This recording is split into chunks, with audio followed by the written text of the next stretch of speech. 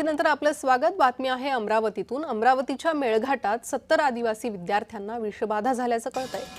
हिटंबा येथील शासकीय आदिवासी आश्रमशाळेतील ही घटना आहे। विद्यार्थ्यांवर धारणी उपजिल्हा रुग्णालयात उपचार सुरू आहे।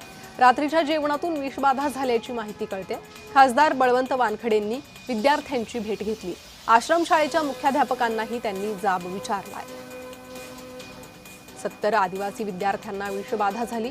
रात्रीच्या जेवणातून विद्यार्थ्यांना विषबाधा झाल्याचं कळतं।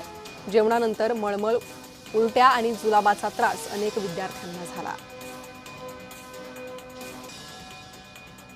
अभी सारे बच्चे जो है वो स्टेबल है।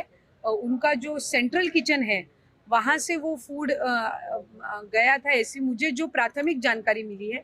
लेकिन मैंने उनको सूचना दी है कि संबंधित जो विभाग है, आदिवासी विभाग है, उस विभाग के जो मंत्री है उनके सर, उनके साथ मैं भी खुद बात करूंगी। और मैंने लोकल जो एडमिनिस्ट्रेटर है उनको भी मैंने सूचना दी है कि वो भी बात करके, जिलाधिकारी भी बात करके उस बारे में जो वो सेंट्रल किचन है उनसे कौन सा फूड लाया गया था उस बारे में जांच हो।